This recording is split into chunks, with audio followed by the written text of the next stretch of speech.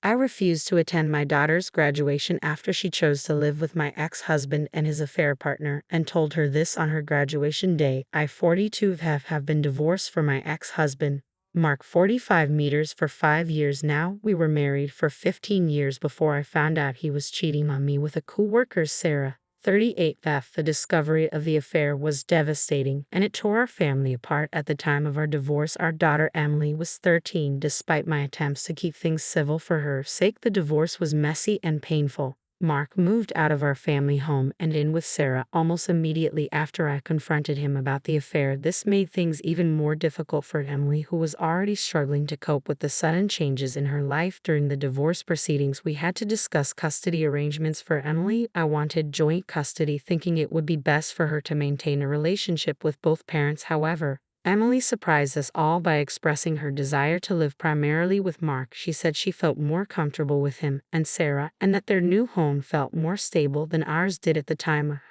I was heartbroken by Emily's decision. I couldn't understand how she could choose to live with the man who had betrayed our family and the woman who had helped him do it. I tried to talk to Emily about it to explain my side of things, but she was adamant. She said she didn't want to take sides, but she felt like Mark and Sarah's home was a better environment for her. The court granted Emily's wish, and she moved in with Mark and Sarah. I was given visitation rights, but Emily rarely wanted to spend time with me. When she did come over, things were tense and awkward. She would often cut our visits short, saying she had plans with Mark and Sarah or her friends. What hurt the most was hearing Emily call Sarah mom. It happened about a year after the divorce. I had picked Emily up for one of our rare outings, and as we were leaving, she turned to Sarah and said, "Bye, Mom, I'll see you later." I felt like I had been punched in the gut. When I tried to talk to Emily about it later, she brushed it off, saying that Sarah was more of a mom to her now than I was. Over the next few years, my relationship with Emily continued to deteriorate. She became more distant, often canceling our plans at the last minute or not showing up at all. When we did spend time together, she would talk endlessly about how great Mark and Sarah were, how much fun they had as a family, and how happy she was living with them. It felt like she was deliberately trying to hurt me. I tried to maintain a relationship with Emily, but it was hard. Every time I saw her, I was reminded of the life I had lost and the family that had been taken from me. I started to withdraw, protecting myself from the pain of rejection. I still sent birthday and holiday gifts, but our interactions became less and less frequent now. Emily is 18 and about to graduate from high school. Last week, she called me out of the blue. It was the first time we had spoken in months. She told me about her upcoming graduation and said she wanted me to attend. She said it would mean a lot to her if I could be there to celebrate this milestone with her. I was surprised by the invitation, but also hesitant. I asked Emily if Mark and Sarah would be there, and she said yes, of course they would be. She added that they were planning a big selection after the ceremony and that I was welcome to join them. The thought of sitting through the graduation ceremony, watching Emily accept her diploma while Mark and Sarah cheered her on, made me feel sick, and the idea of attending a party at their house surrounded by their friends and family seemed like torture. I told Emily that I appreciated the invitation, but I didn't think I could attend. Emily got upset. She accused me of being selfish and said I was punishing her for choices she made when she was just a kid. She said she was trying to make things right between us,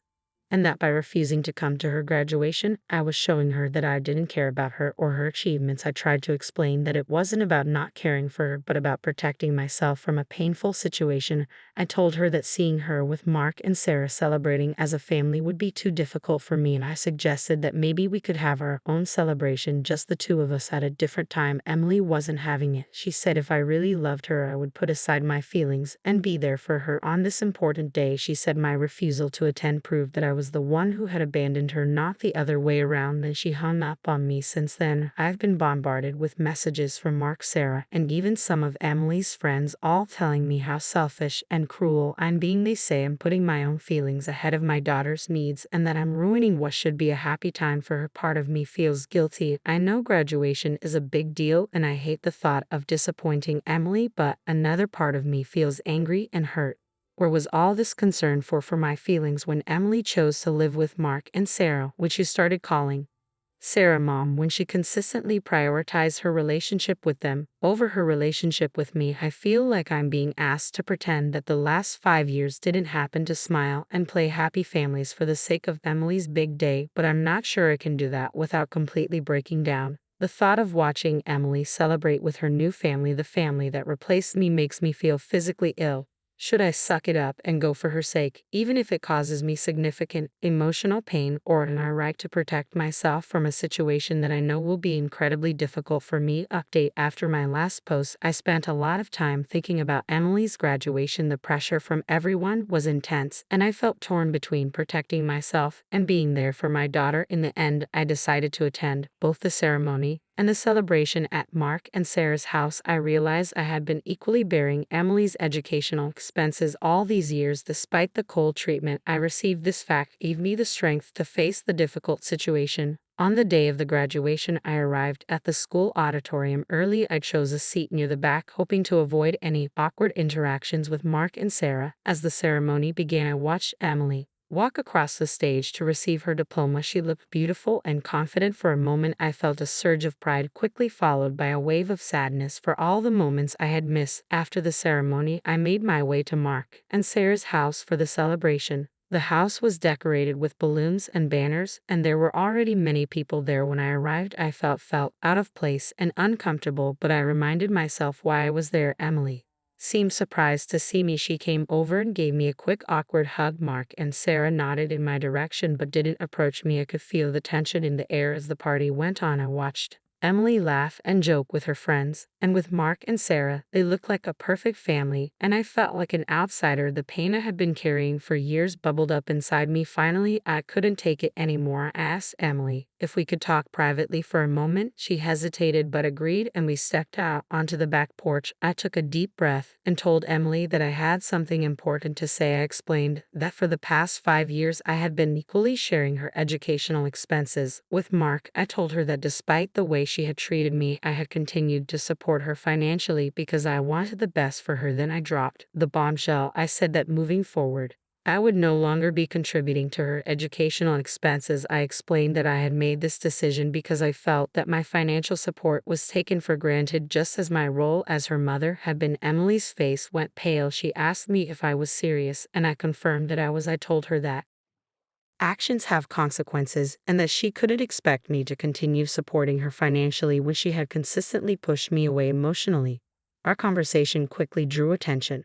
Mark and Sarah came over demanding to know what was going on. When Emily told them, they were furious. Mark called me selfish and cruel. Sarah said I was punishing Emily for choices she made as a child. Some of Emily's friends overheard and started whispering among themselves. I stood my ground. I calmly explained that I had been supporting Emily financially for years despite being treated like an outsider. I said that I was not obligated to continue this support, especially when my role as a mother had been so thoroughly dismissed. The party atmosphere completely evaporated. People started leaving, casting disapproving glances my way. Emily was in tears, accusing me of ruining her graduation day. Mark was red-faced with anger, telling me I should leave. Sarah stood with her arm around Emily, glaring at me. I left the party feeling a mix of emotion.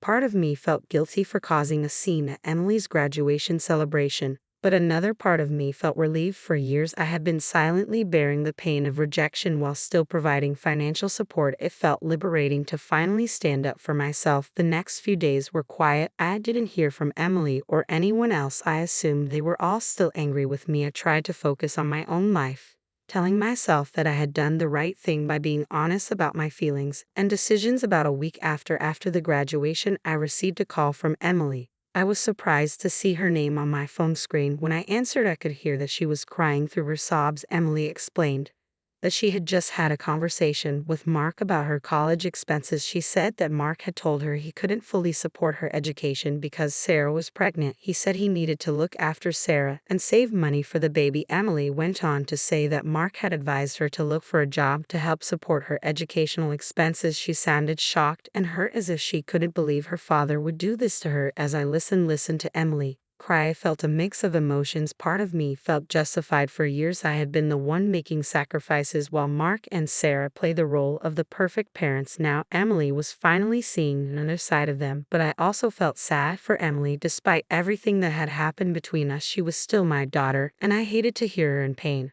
I remembered how it felt to have my world turned upside down, to feel betrayed by the people I trusted most. Emily then said something that caught me off guard. She told me that she now understood the sacrifices I had made for her. She said she realized how much it must have hurt me to continue supporting her financially while being pushed away. Emotionally, I listened quietly as Emily apologized for the way she had treated me over the years. She said she had been young and confused and that she had taken me for granted. She admitted that she had been unfair to me and that she regretted many of her actions as much as a part of me wanted to comfort Emily and tell her everything would be okay. I knew I needed to maintain the boundaries I had set. I told Emily that I appreciated her apology, but that it didn't change the reality of our situation. I explained to Emily that actions have long-term consequences. I said that while I understood she was young when she made many of her choices, those choices had still deeply hurt me. I told her that trust and relationships take time to rebuild and that a single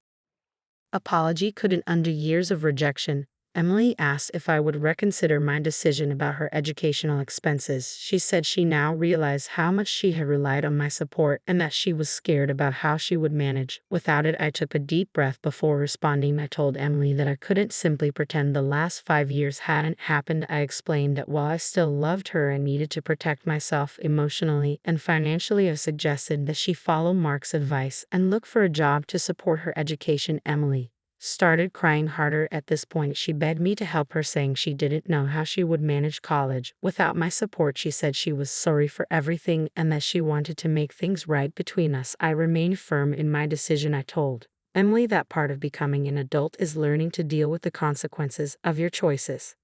I said that while I was sorry she was struggling, I couldn't continue to be her financial support when I had been pushed out of her life in every other way. I suggested to Emily that she speak with her school's financial aid office about scholarships or loans. I also recommended that she start looking for part-time work to help cover her expenses. I told her that many students work their way through college and that while it would be challenging, it was not impossible. Emily seemed to realize that I wasn't going to change my mind. Her tone changed from pleading to resentful. She accused me of being cold and uncaring, saying that a real mother would never abandon her child like this. Her words stunned, but I stood my ground. I reminded Emily that I hadn't abandoned her. She had chosen to live with Mark and Sarah, to call Sarah mom, and to push me out of her life. I said that I was simply adjusting my role in her life to match the relationship she had chosen to have with me. Before ending the call, I told Emily that I was open to working on our relationship if she was genuinely interested in doing so.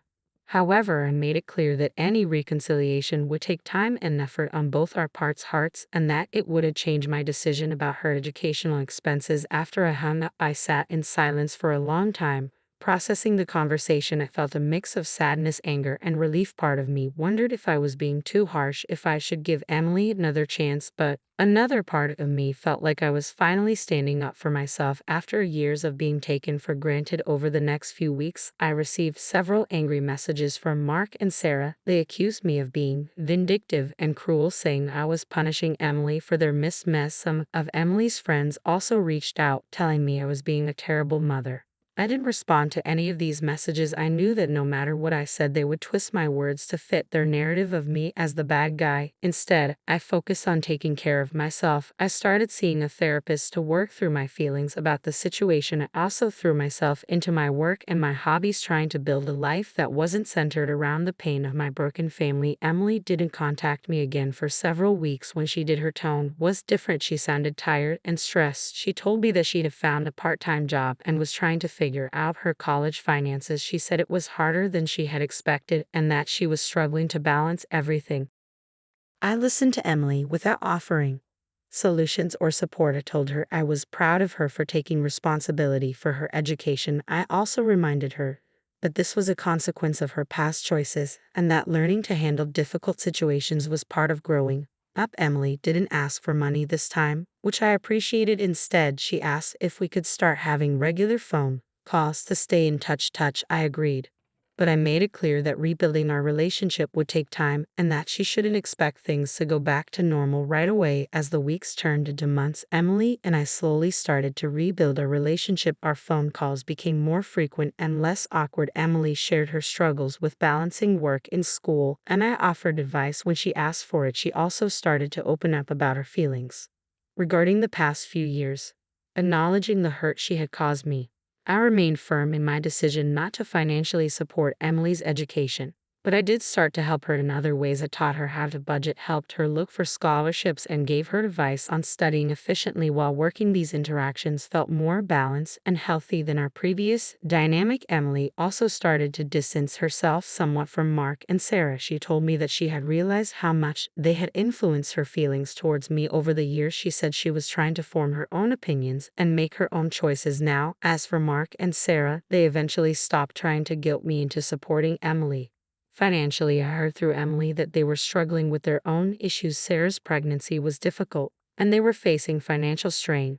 Part of me felt a grim satisfaction at this, but mostly I just felt sad for everyone involved. Looking back on everything that happened, I still believe I made the right choice. It was painful and difficult, but it was necessary for my own well-being and for the possibility of building a healthier relationship with Emily in the future. I've learned that it's possible to love someone while still maintaining boundaries and looking after yourself. The situation with Emily is still evolving. We're not as close as we once were, and I doubt we ever will be again. Too much has happened, too many hurtful words have been said, but we're finding a new way to relate to each other, one that's based on mutual respect rather than obligation or guilt. I don't know what the future holds for us. I hope that Emily will continue to mature and that our relationship will continue to improve, but I also know that I can't pin all my hopes and happiness on that. I'm learning to find fulfillment in other areas of my life, to be happy with myself, regardless of my relationship with Emily. In the end, I've realized that being a good parent doesn't always mean giving your child everything they want. Sometimes it means teaching them hard lessons about consequences and responsibility, and sometimes it means putting your own emotional health first, so that you can be the best version of yourself for your own sake and for the sake of any relationship you might have with your child in the future.